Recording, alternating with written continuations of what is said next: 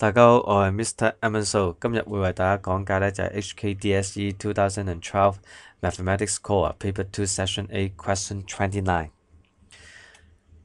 咁請留意以下信息啦。咁如果你本身有聽開我嘅 video 嘅，咁當然你知我理念同埋點樣去幫你計數啦，幫你應付公開試啦。如果你係新知嘅話呢，麻煩你 pause 咗個 video 啦。咁你理解咗呢個 video 嘅 function 呢，先好再落。好啦，第29條啊，咁佢俾咗個圖表你，然之後就問你standard deviation 標準差，咁點計呢？咁我哋又睇一睇翻標準差嗰個嘅定義先啦。首先呢，理解標準差嘅定義之前，你仲要理解多樣嘢，就係平均值啊。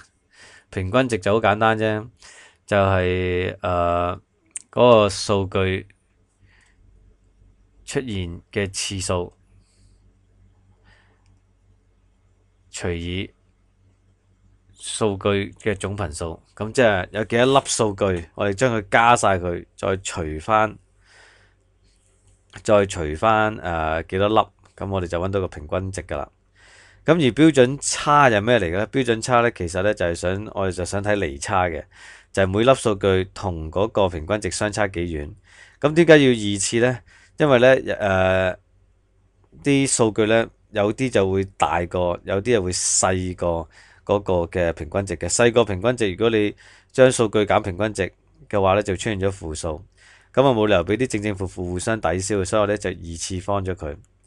咁二次方咗佢咧，我哋雖然就睇到嗰個平均嘅離差，但係講緊嘅咧就係平均離差嘅二次嗰樣嘢，其實係叫方差嘅。咁我咧就將佢再做開方根，就會出現翻個標準差噶啦。OK， 咁條式我就解釋咗啦。咁對號入座嗰啲嘢，咁你自己慢慢睇啦。咁留意啦，我會列好咗個表先嘅。例如冇戴耳環嘅女仔有幾多個？2個。咁我寫翻02啦，就睇翻嗰個 bar chart 去搜集翻啲數據嘅。譬如戴3個耳環嘅女仔有幾多個？有6個，得唔得？咁平均嚟講呢，就個標準差呢就1.16。咁應該大概呢，就平均數都唔過2噶啦。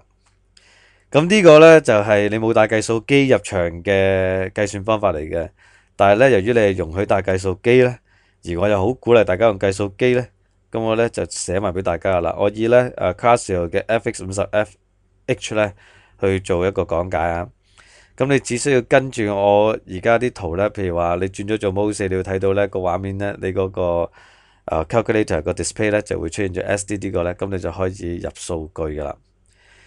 咁樣呢0，咁呢個記住啦，係分好嚟啦。2呢即係話我一次過入2粒數據，而嗰2粒就係0嚟嘅。咁如此類推，入好晒之後呢，你呢就應該就去 call 翻啲 statistic 嗰啲數字出嚟啦。有啲咩呢？佢有平均值啦，同埋個標準差嘅。咁你撳 pass 2呢，就會出到個標準差噶啦，得唔得？好唔 OK？咁個答案都係1.16嘅啫。咁你問我梗係撳計數機啦，黐線嘅！你計標準差嗰條式又長又難寫，撳機又麻煩，點解唔計數機直出條式出嚟呢？入啲數據出下式。不過你最緊要呢，入完計數機之後呢，你試下將嗰個上下符號喐下，咁check下嗰啲數據你有冇入錯。OK，咁29條都講完㗎啦。如果你有咩問題嘅，歡迎你 email 俾我。多謝大家，拜拜。